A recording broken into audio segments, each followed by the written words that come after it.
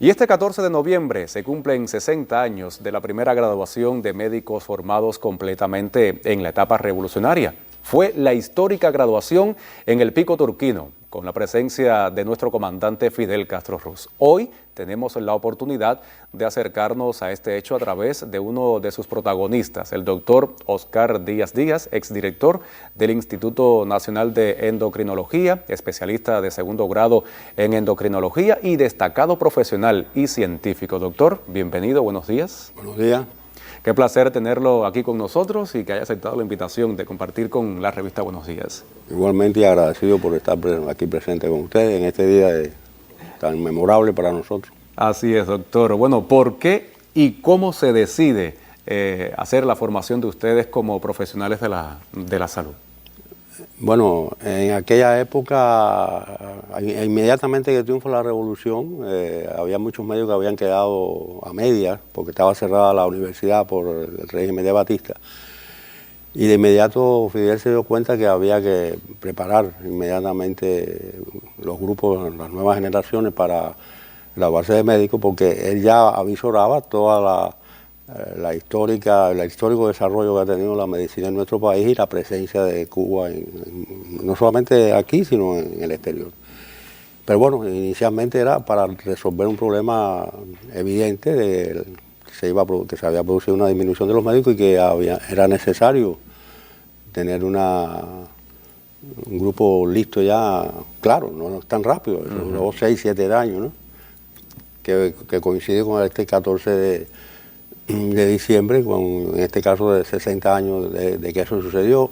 Había mucho entusiasmo los médicos, los estudiantes de medicina en aquella época, y toca la casualidad que una doctora, en aquel momento estudiante, Luzúa, de Manzanillo, se le ocurre, ¿por qué no nos graduamos en el Turquino? Entonces eso fue corriendo y fue llegando a oídos de Fidel, de alguna manera, y Fidel le gustó la idea y decidió que esa graduación debería ser en el Pico Turquino. Y por ahí empezamos con esa decisión.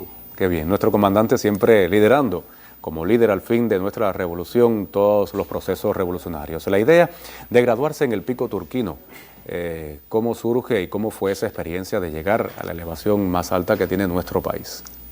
Bueno, es un poco simbólico también, ¿no? Sí. En el sentido que efectivamente el Pico Turquino es nuestra montaña mayor. Y se decidió esto, pues, reitero, Fidel estuvo de acuerdo y facilitó todo. Ya él venía facilitando muchas cosas porque ya había instalado el plan de becas universitarias, de tal manera que ya estaban estudiando en La Habana, que era la única escuela de medicina que existía en aquel momento, las becas universitarias.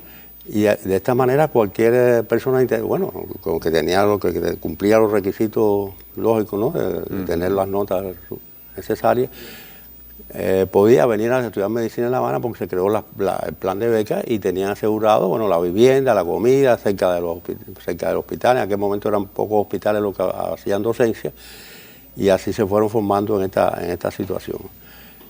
Fidel llegó hasta la última consecuencia, siempre estuvo, vamos a decir, cuidando el desarrollo de ese grupo de médicos, y por eso acogió la idea de hacerlo en el Turquino como un tema bastante simbólico, como lo veremos después, cuando él decía que subiendo montañas se forjan muchas personas, muchos hombres, muchas mujeres.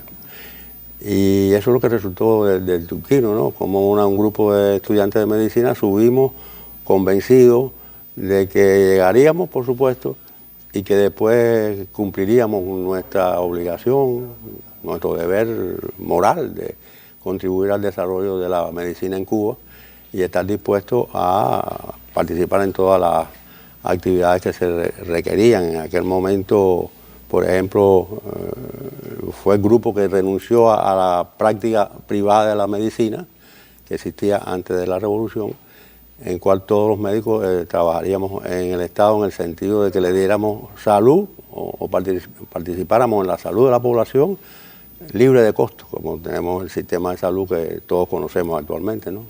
Doctor, nuestro comandante siempre estuvo presente en cada proceso revolucionario después del año 1959, principalmente para avanzar en nuestro socialismo. Esa presencia del comandante precisamente en la fundación, en el Pico Turquino, ese día, 14 de noviembre, ¿cómo fue la presencia de él, ese privilegio que tuvieron ustedes? Bueno, él nos acompañó, primero él nos acompañó todo el tiempo en la subida al pico.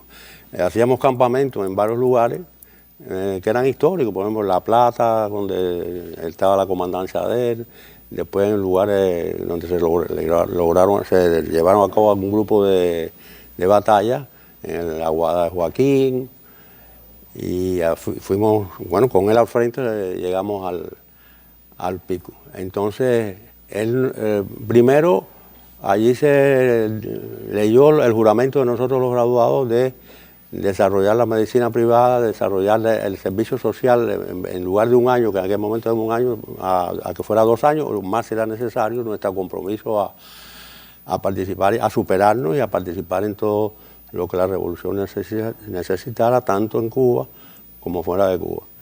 En el discurso él reconoce todas esas características que él nos daba, porque elogió como la gente joven y los profesores, porque ahí participaron también no solamente los estudiantes, sino muchos profesores de aquella época subieron el Turquino también, luchando contra la edad que algunos tenían ya, que no era fácil. Los jóvenes no teníamos ya más, bueno, la juventud permitía subir a todas esas partes. Y allí, entre alegría, juramentos, esto de servir a la revolución después que nos graduáramos, y el estímulo que nos daba Fidel a seguir lo que se esperaba de nosotros, todo fue una maravilla, fue una aventura dentro de la cosa simbólica para los jóvenes que nos graduamos en esa época. Recientemente, hace como 7 o 8 años, hubo un libro que hizo el abogado holguinero Ventura Carballido, Carballido, hizo un libro pequeño con esa participación de todos. Se va a producir otro libro más amplio que se llama Los médicos del Turquino, que él ha prometido que va a seguir trabajando en eso para que quede una memoria histórica escrita. Y bueno, ya a estas alturas de los 60 años no somos menos. Todavía no tenemos exactamente lo que nos decimos los supervivientes porque son 60 años de graduados, más los 25 que traíamos casi todos. Hay que sumarle que todos son mayores de 80, 85 años por ahí o más. Algunos tenían hasta 90 porque se incluyeron. Algunos médicos que estaban pendientes, que habían dejado de estudiar en la universidad porque se habían cerrado la entrada a la universidad durante la lucha contra Batista, ¿no? Y eso significó mucho para nosotros, y a todos nos comprometió a seguir trabajando. Yo diría que Fidel nos dio tanta cuerda que todavía esa cuerda dura. Los que estamos vivos seguimos con esa cuerda de luchar porque la salud pública en Cuba sea lo mejor posible contra todas las banderas, ¿no? Es que siempre lo ha hecho con toda la población cubana. Doctor, me gustaría mucho conocer, antes de cerrar nuestra entrevista, alguna anécdota de ese día de la graduación o quizás en el trayecto de toda su formación para graduarse ese día, 14 de noviembre de hace 60 años. Bueno, una casualidad actual es que coincide con el Día Mundial de la Diabetes, eso es anexo.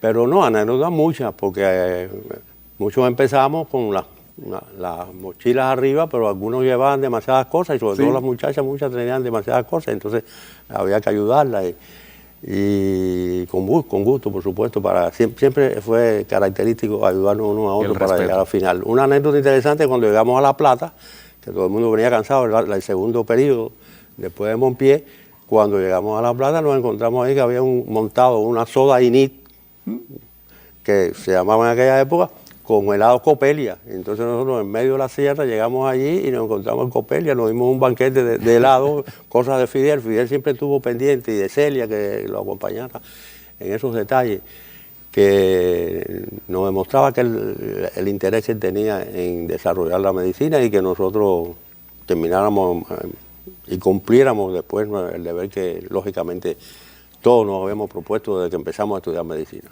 Muchísimas gracias, doctor. La formación de médicos en la etapa revolucionaria es sin dudas uno de los méritos de la revolución. Gracias por estar con nosotros, aceptar la invitación de compartir en la revista Buenos Días y también de enseñarles a esta joven generación que está con nosotros sus saberes.